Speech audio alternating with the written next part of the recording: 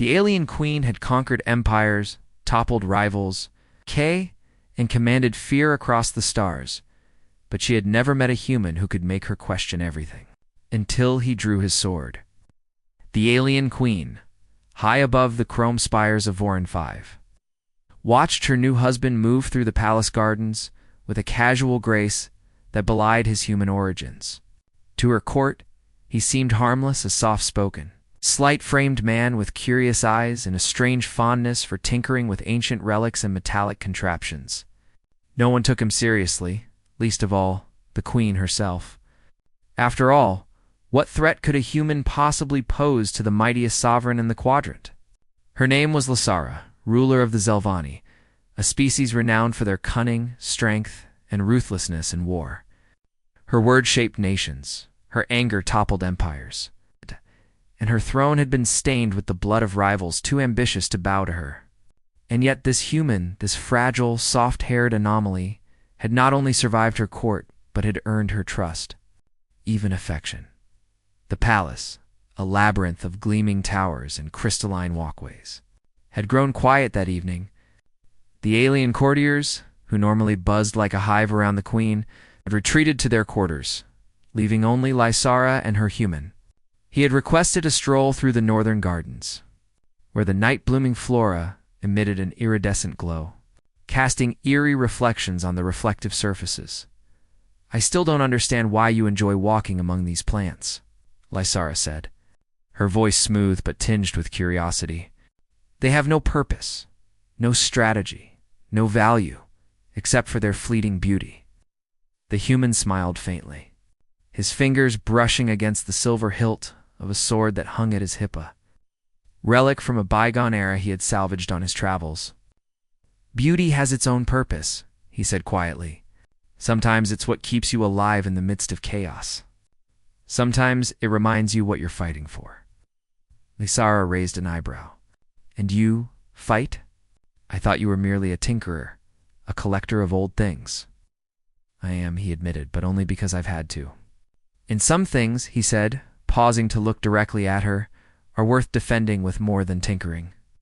Lysara laughed softly, a sound that echoed through the glassy corridors. "You speak like a poet and a soldier, all at once. Yet you seem harmless." He stopped walking. The light from the bioluminescent flora traced the edges of his features.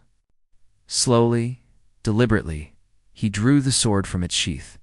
The metal hummed softly in the still night, resonating with a deep, almost sentient energy.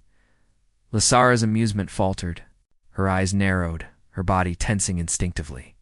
"What is this?" she demanded. "A display? A game?" "No display," he said, his tone calm but edged with a lethal precision. "A promise." Before Lysara could react, the human moved with a speed that defied her expectations. In a single fluid motion, he executed a series of strikes that would have been fatal in any battle. The air sang with the force of the swing, and when he stopped, the sword hovered mere inches from her ceremonial staff. The queen felt a shiver run through her, not of fear alone, but of awe. "You see," he said, lowering the sword, "I am not as harmless as I appear, and neither should you assume that because I am human, I cannot wield power that can rival yours." For the first time in her long life, Lysara felt the weight of uncertainty. The human standing before her, her husband, the one she had believed incapable of true harm, had proven himself in a way no Zelvani soldier ever could. His strength was not just in muscle, nor in reflexes, but in his ingenuity, his unpredictability, in a will forged through countless battles across worlds she could barely comprehend. The queen's pride wrestled with her admiration. Her court had underestimated him. She had underestimated him.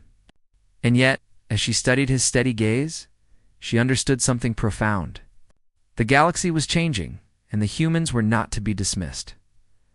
Lysara exhaled slowly, a low growl of acknowledgement rumbling in her throat.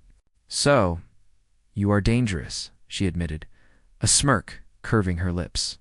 "And yet you are mine." He sheathed the sword, bowing slightly in a gesture that was both reverent and possessive.